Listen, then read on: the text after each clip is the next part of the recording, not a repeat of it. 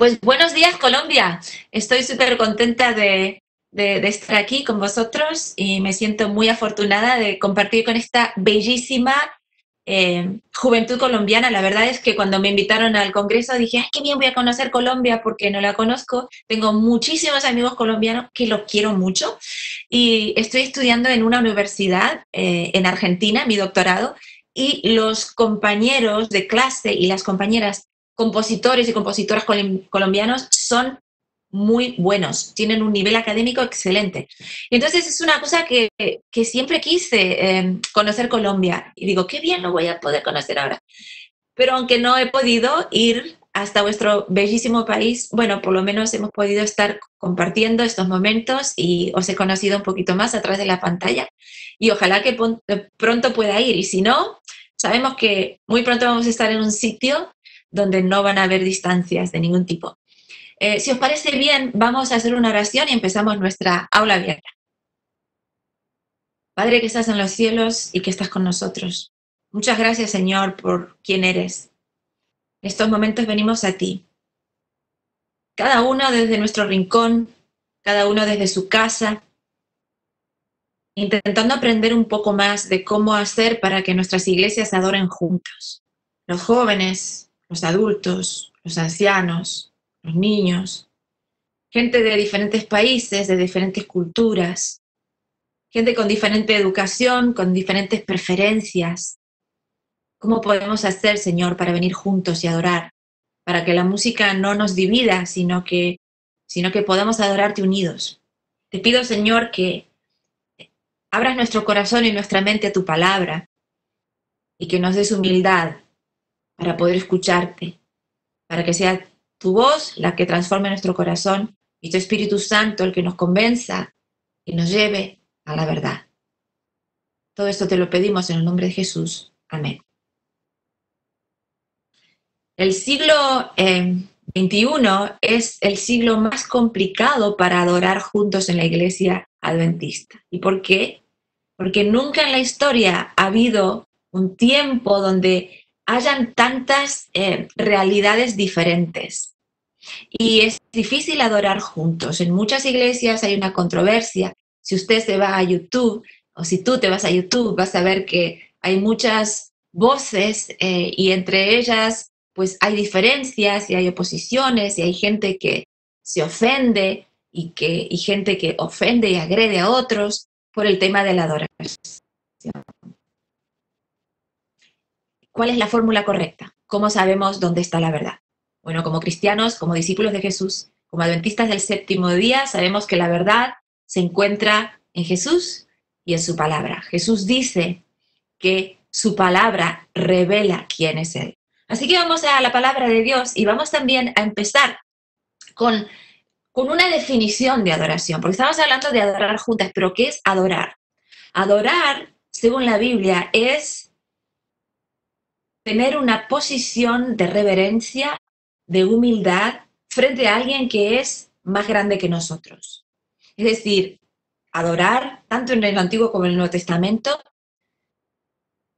shaka o proskuneo, y hay muchos otros verbos en la Biblia que se refieren al mismo acto de la adoración, es mostrarse, humillarse, poner la frente en el suelo frente a alguien que es más grande. Así que esto es adorar, es una actitud interior, es una postura del corazón. ¿Y cómo podemos hacer eso juntos cuando venimos ante Dios? Me gustaría empezar por algo muy hermoso que escribe Ellen White sobre Israel en el Éxodo, cuando salen de Egipto. Ella dice: mientras el pueblo de Israel vagaba por el desierto, el canto era un medio para grabar en sus mentes muchas lecciones preciosas.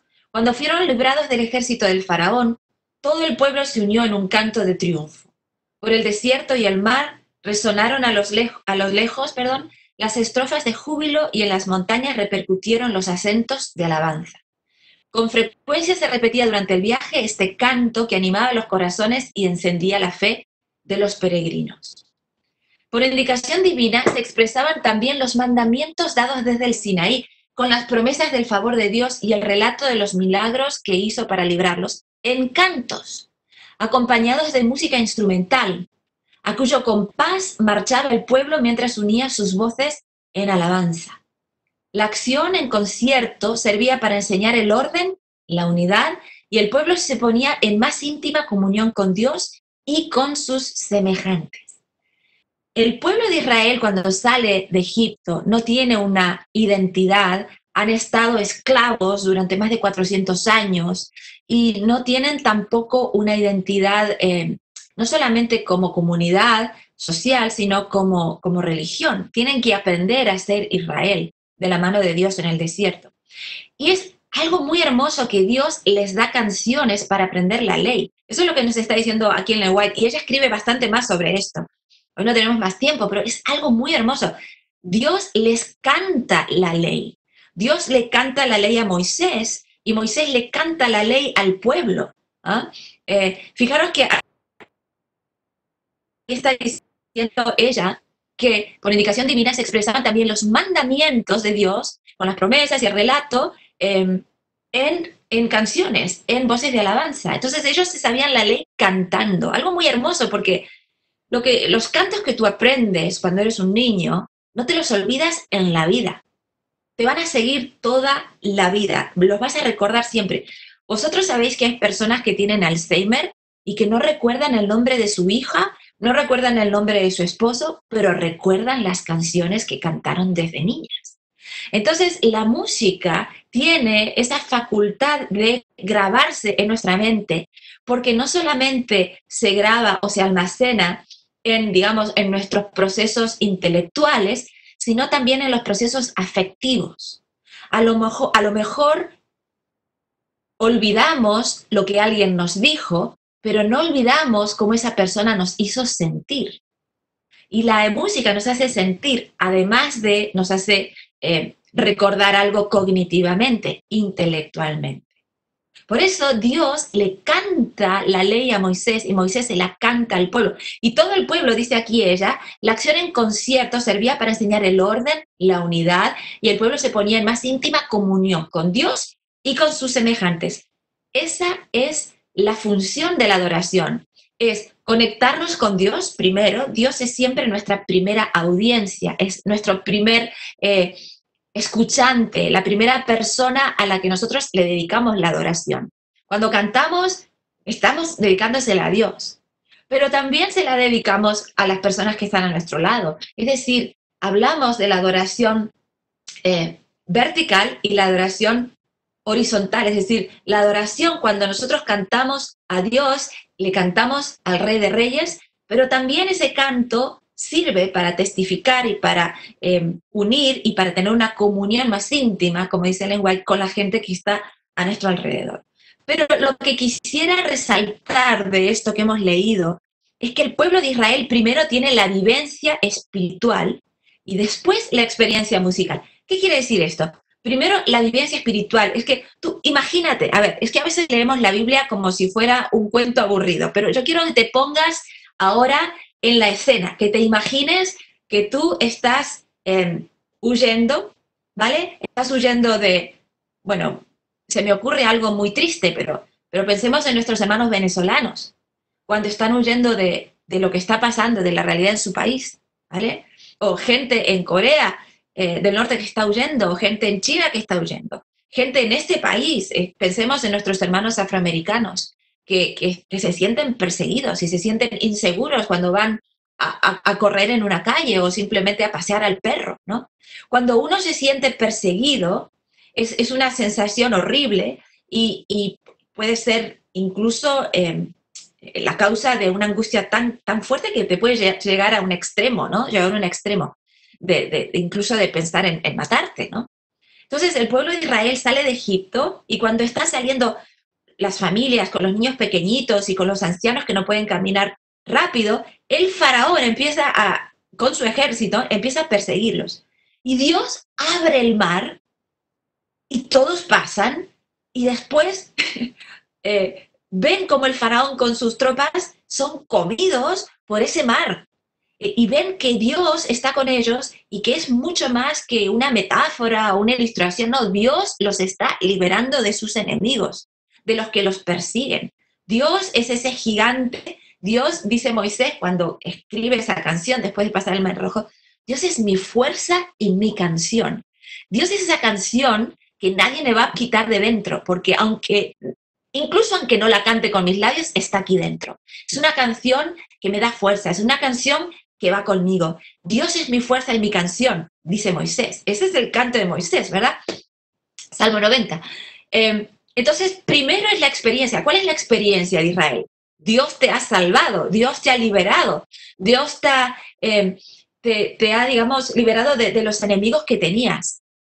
Y por eso Israel canta, no porque es hora de cantar y Moisés dice, y ahora hermanos, vamos a cantar el himno número 4. Y se ponen de pie y están pensando en cualquier otra cosa y se ponen a cantar. Cantad alegre soy. Y están pensando en, no sé, no.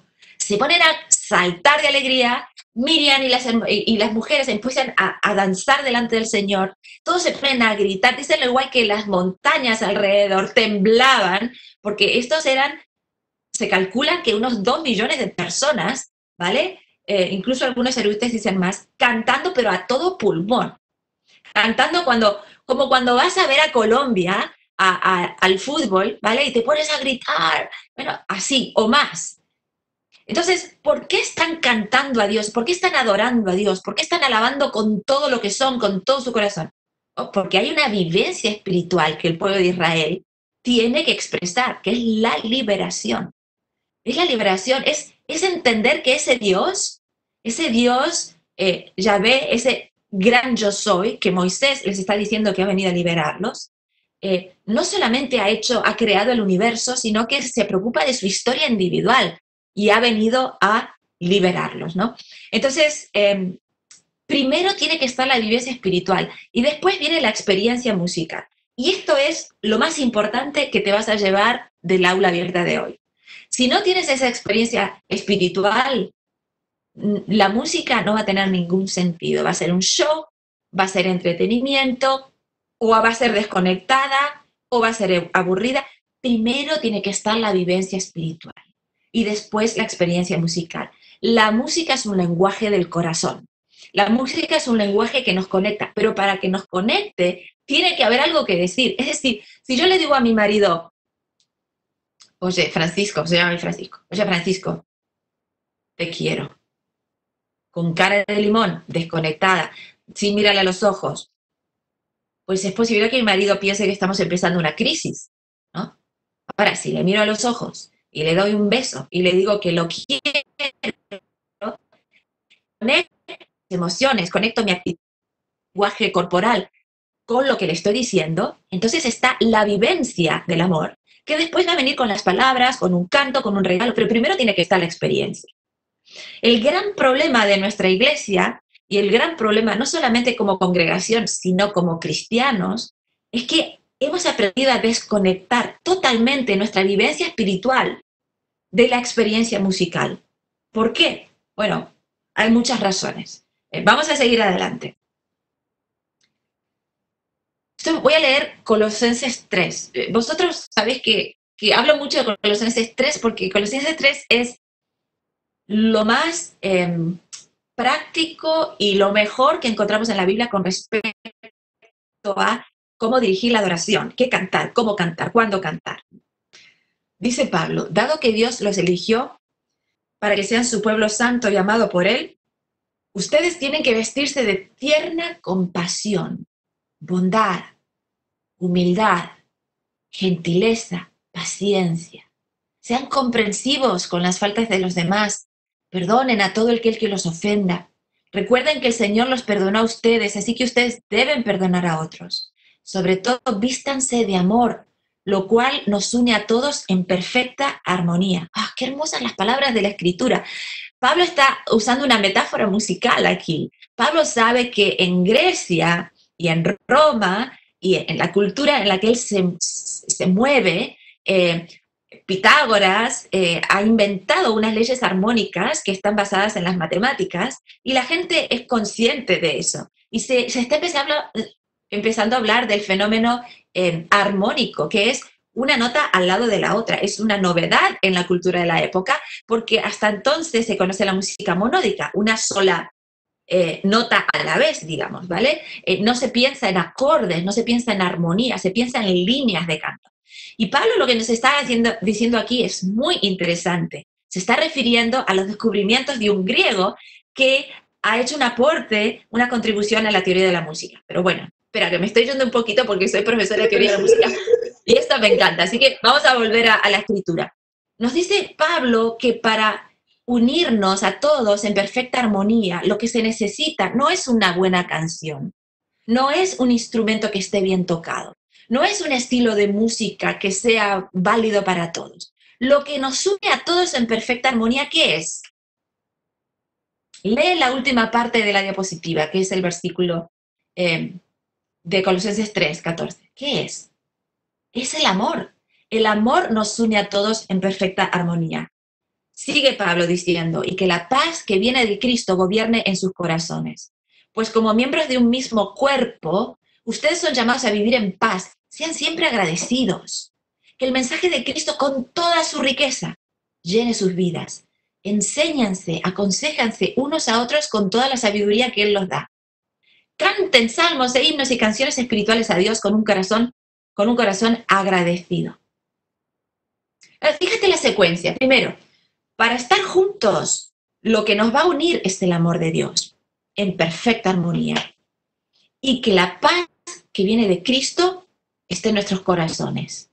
Y el mensaje de Cristo, esto es hermoso, porque Pablo dice, el logos. Y cuando nos vamos a Juan 1, el logos, la sabiduría de Dios, la lógica de Dios, la palabra de Dios, el verbo de Dios se hizo carne. El logos es Jesús, no hay nadie más que sea el logo de Dios. Que Jesús, el mensaje de Jesús, con toda su riqueza, llene tu vida, y cuando llene tu vida y pienses con las palabras de Dios, y Jesús llene tus emociones, tus afectos, tu manera de moverte, tus elecciones, la manera en que te relacionas con la gente, la manera en que te relacionas contigo mismo, cuando Jesús te llene, cuando el mensaje de Cristo te llene, entonces vas a cantar. ¿Y qué vas a cantar?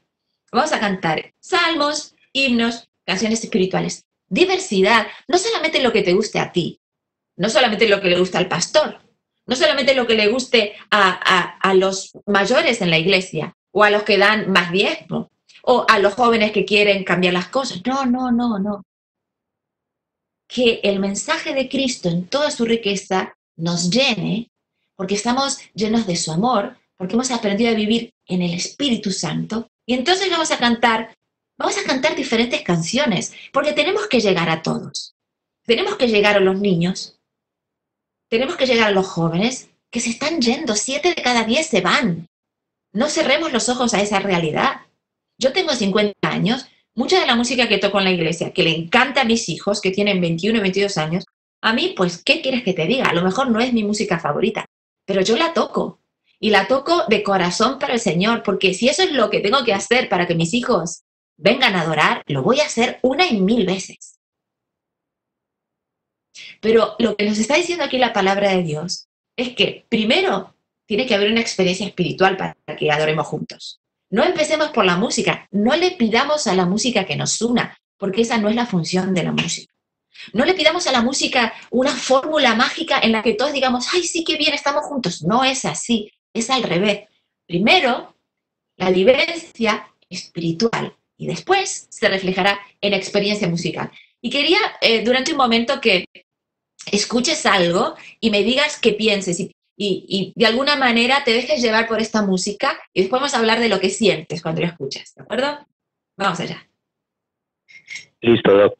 La tenemos aquí.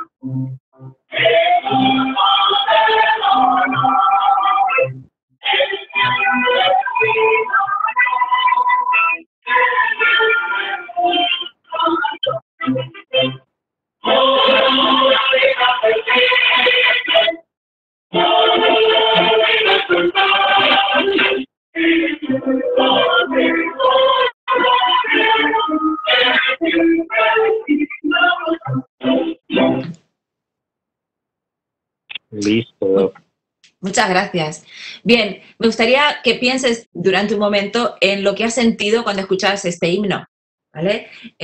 Supongo que habrán experiencias de lo que significa ser un colombiano, lo que significa que tu familia sea colombiana, vivir en Colombia, si te has ido del país alguna vez, si has echado de menos, has extrañado, pues quizás todas esas vivencias están ahí, ¿no? Entonces, cuando tú escuchas el himno de Colombia, de alguna manera hay algo que se mueve en tu corazón, ¿no? Sobre todo si estás, como decía antes, en un estadio de fútbol y va a jugar Colombia, y sobre todo, yo supongo que cuando gana tu equipo de la selección, pues, y cantas el himno, pues es un himno de victoria que representa muchas cosas, ¿no? Entonces, eso que tú has sentido cuando escuchabas el himno colombiano, no es porque el himno tenga unos acordes o tenga unos instrumentos que tú dices, ay, sí, ese instrumento me hace sentir eso. No, es porque eres colombiano. Y porque eres colombiano, primero está la vivencia de ser colombiano. Y eso se refleja en la experiencia de la música, ¿no? Cuando escuchas el himno, porque eres colombiano, tú te sientes emocionado. ¿Qué es cuando escuché este himno?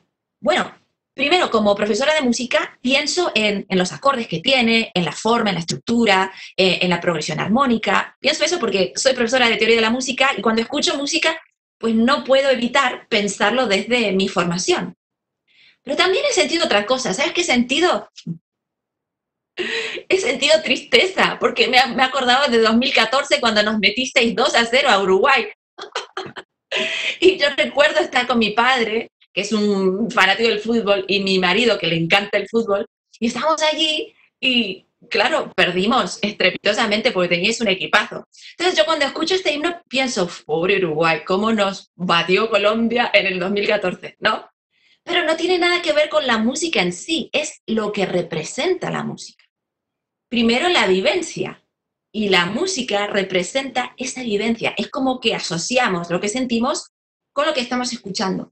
Ahora, eso tiene muchos ángulos, porque si yo voy a la iglesia, por ejemplo, y veo una guitarra eléctrica en la iglesia, y para mí esa guitarra eléctrica tiene que ver con una vivencia que yo tuve en los años 70, y porque yo veo la guitarra eléctrica y pienso, yo qué sé, Rolling Stones, o pienso Pink Floyd, o pienso Queen, pienso rock and roll, pienso drogas, sexo y rock and roll, cuando veo la guitarra eléctrica. Entonces, para mí, la asociación de esa guitarra tiene que ver con sexo, drogas y rock and roll. Pero para mi hijo, que tiene 21 años y que toca la guitarra eléctrica, y que nació en 1998 y que él se crió siempre en la iglesia y ha visto guitarras eléctricas dentro de la iglesia cristiana. Y para él la guitarra eléctrica es un instrumento que él asocia esa vivencia con Jesús y con adorar y con sus padres que van a la iglesia. Entonces, para él la guitarra no tiene nada que ver con drogas, ni sexo, ni rock and roll. Tiene que ver con la iglesia. Entonces, si yo voy a la iglesia y veo esa guitarra, para mí la guitarra significa una cosa, pero para mi hijo o una generación incluso más joven, 14, 15 años, esa guitarra no significa lo mismo, significa otra cosa. Te voy a dar otro ejemplo. En el siglo I y II, cuando Roma persigue a los cristianos y hay cristianos que mueren en el circo romano, ¿sabes cuál era el instrumento que sonaba de fondo? El órgano. Eran órganos pequeñitos, se llamaban órganos hidráulicos, pero son órganos al final. Y las trompetas también, para que la gente viniera al circo, ¿no? Ahora, cuando tú vas a una iglesia cristiana y ves un órgano, tú no estás pensando los leones, los tigres que se van a comer a los cristianos. No, estás pensando, bueno, el órgano es un instrumento cristiano. Sí, pero si tú hubieras vivido en el siglo I o II y un pariente tuyo hubiera sido despedazado en el circo romano por ser cristiano con el órgano de fondo, para ti órgano significaría persecución, Nerón, Roma, eh, opresión, ¿verdad? Martirio. El órgano significaría eso. Pero hoy ya no significa eso. ¿Por qué no? Porque se ha cambiado la vivencia. Hace algunos años fui a un país y el pastor, no, era una hermana de la iglesia me dice, profesora, yo aquí en mi iglesia no dejo que nadie toque la trompeta, porque yo cuando era joven, yo vivía en las cantinas y yo recuerdo que la trompeta se tocaba en la cantina y entonces yo me emborrachaba y estaba con mujeres y cuando escucho el sonido de la trompeta, yo puedo oler el alcohol y puedo oler el perfume de aquellas mujeres y puedo recordar toda mi vida de pecado, ¿no? Entonces, no quiero que nadie toque la trompeta porque la trompeta es un instrumento mundano, es un instrumento del diablo. Yo le dije, mire, hermano, se lo digo con todo cariño, pero cuando Jesús vuelva, va a volver a son de trompeta. Y usted no le va a poder decir, no, Jesús, la trompeta no, que me recuerda a la cantina. Porque cuando nacemos en Cristo, somos nuevas criaturas.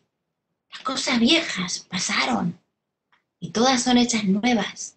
Y lo que no podemos hacer es tirarle encima a los jóvenes nuestras vivencias del pasado, nuestras asociaciones con el pecado, porque no.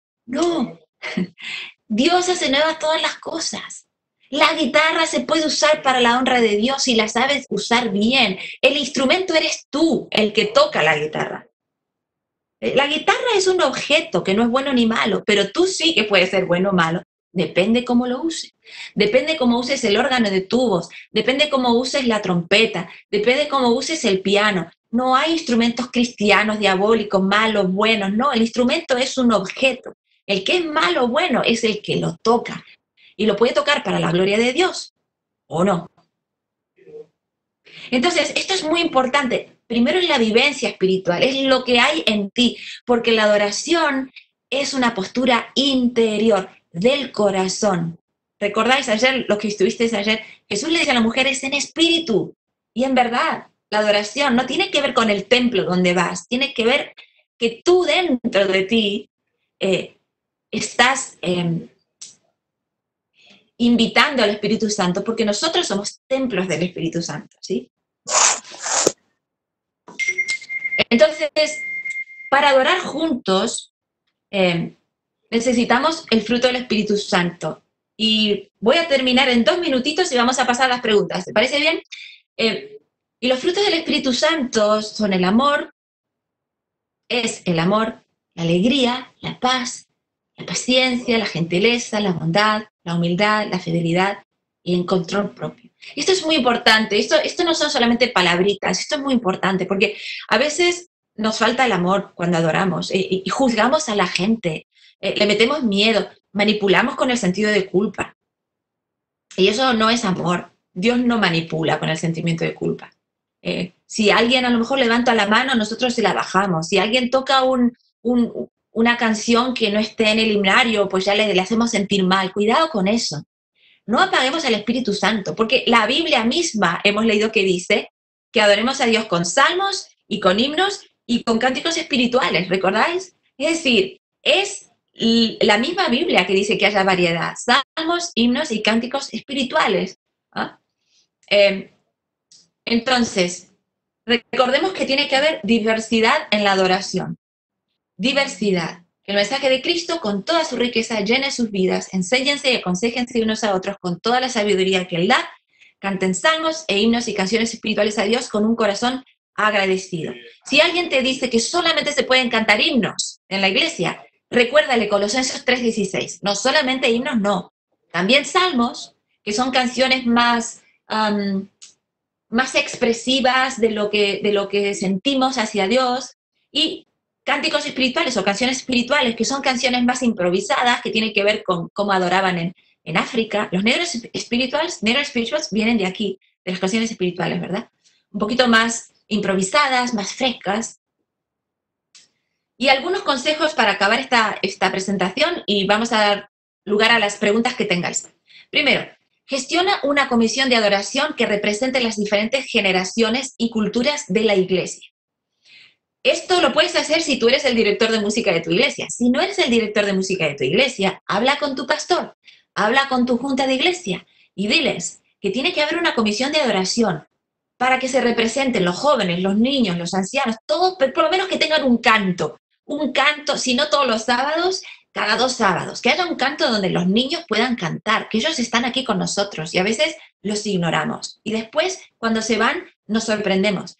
Los jóvenes tienen que tener cantos que les guste, que les represente también. Segundo, organiza encuestas para saber cuáles son las preferencias de la congregación. A lo mejor se están cantando cantos que a la gente no les gusta, o la gente no conecta con ellos. O a lo mejor la gente tiene himnos favoritos que nunca estamos cantando.